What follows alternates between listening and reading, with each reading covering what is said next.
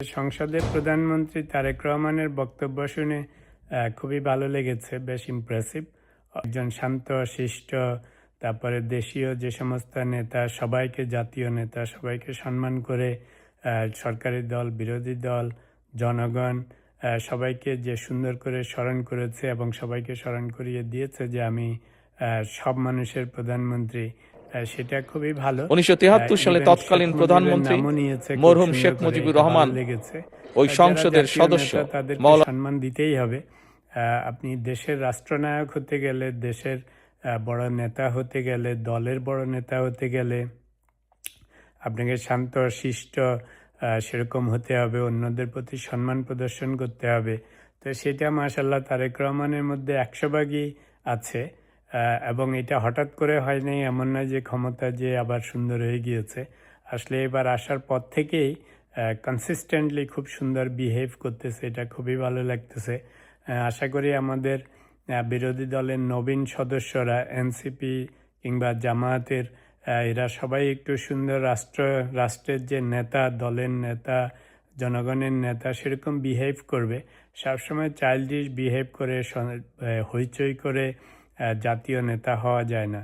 আপনি আন্দোলনের সময় আন্দোলন করবেন, আবার যখন সংসদে যাবেন সংসদের এমপির মতো বিহেভ করতে হবে, কেমন না? আপনি যদি বিরোধী দলের নেতা হন সেরকম বিহেভিয়ার দেখাতে হবে, যাতে জনগণ, প্রশাসন, বিভিন্ন ফোর্সের লোকজন আপনাদেরকে সম্মান করে।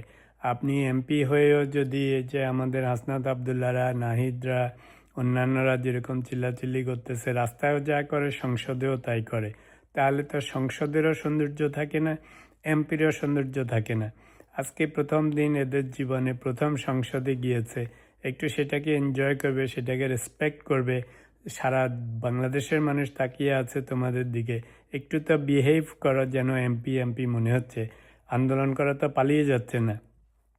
যদি বিএনপিরা তো বাঘা বাঘা এমপিরা, লিডাররা, প্রধানমন্ত্রীরা আওয়ামী লীগের নির্বাচিত প্রেসিডেন্টের কাছ থেকে শপথ নিতে পারে বা সব করতে পারে, শপথ নেন আজকে সুন্দর করে।